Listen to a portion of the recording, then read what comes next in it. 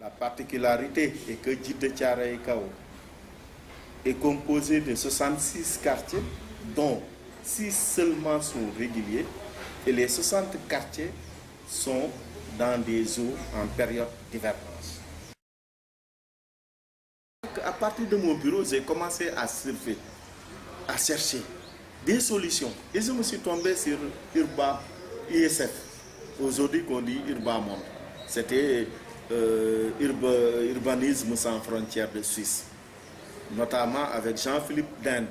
On a commencé à discuter de 2007 jusqu'à 2008. Lui, il a un peu schématisé les approches participatives, mais c'était dur. Parce qu'avant, les gens ne pouvaient pas croire, parce qu'il y avait en 2005 plan Djahaï. Oui, plan Djahaï qui était venu raser les maisons, créer des bassins. Parce que des gens qui ont habité ici des décennies, qui se retrouvent sans maison. Parce que Djahaï, c'était 3000 logements. Et il n'y avait même pas des logements qui étaient prêts. Parce qu'avant, les gens, qu'est-ce qu'ils faisaient? Ils brûlaient des pneus, faisaient des manifestations. Ils disent non, c'est bien de faire du contre-pouvoir, c'est bien de brûler, c'est bien de marcher. Mais si on vous appelle et que vous n'avez pas un projet, mais l'État a son projet. Si vous n'avez pas quelque chose à proposer, eux, ils proposent. Et c'est comme ça qu'ils ont dit, oui, avant que quelqu'un nous propose, proposons-nous. Comment organiser les gens? Je dis, il faut commencer par la base, il faut commencer par soi-même. Par mon entourage, c'est l'association, le quartier que j'habite. On a divisé suivant les bassins versants, les quartiers. Et c'est comme ça qu'on a divisé les quartiers en trois zones.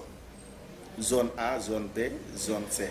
On dit que chaque quartier, il faut qu'il y ait un imam, il faut que s'il y a un prêtre, une église, il faut que le prêtre soit membre, il faut que, en fait, le délégué, parce que c'est lui qui administre le quartier, soit membre, et choisir démocratiquement dans le quartier 2 jeunes, que ce soit fille ou garçon.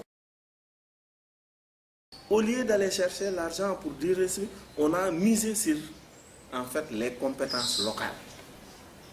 Et c'est comme ça qu'on a pris des gens comme Pape Keïta, comme Sow, un professeur de mathématiques de surcroît qui sait sur les bases de données, systèmes géographiques d'information, les Raymond Mbaye qui sont des grands experts.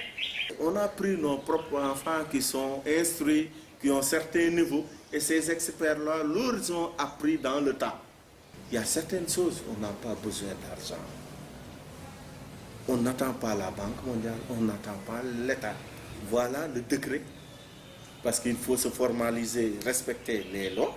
Et on a dit, voilà le décret définit ça. Les différentes étapes, c'était en fait dans un moment, c'était un jeu. Hein. Il fallait, parce que c'est une population qui ne connaissent pas comment restructurer, on avait des experts qui les apprenaient à un peu planifier le devenir de leur quartier, en mettant comme jeu. Et on a pris l'exemple du quartier de Ouakam, qui a la particularité de Djiddah Thiaroye Kao. Et on les a habités. Voilà des carreaux. Il fallait 100 carreaux. On a tracé 100 carreaux. Et on a dit sur les 100 carreaux, c'est tous des maisons. Et l'autre jour, on apporte maintenant leur quartier. Maintenant, ah oui, c'est ça où le problème a commencé. Parce qu'il y a certains, ah oui, là, la route, il faut que ça continue. Hein. Mais si ça continue, c'est la maison de Clément qui va sauter. Et Clément est là dans ce groupe. Non, il faut le mettre comme... Tu sais, une route ne peut pas être des zigzags. Et on l'a fait l'autre quartier. Et tu étais d'accord. Et là, j'ai vu, en fait, des vieux qui disaient avant, si vous touchez ma maison, je vous tue. Et ce même vieux, quand on a fait ce jeu-là, il dit que oui, moi je suis musulman. Sur 100 maisons, si c'est moi seul par exemple, si c'est 100 maisons dans Djid de Thiaroye et que c'est ma maison qui gêne, enlevez ma maison.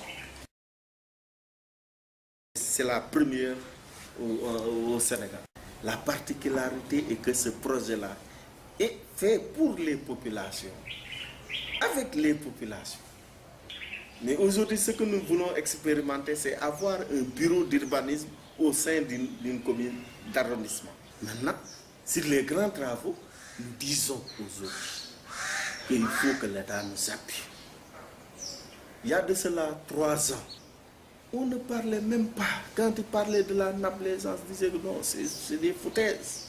Mais tu vois, certains sur le débat, les gens ne citent pas le projet urbain DTK, mais ils citent au moins les solutions que le projet urbain DTK propose.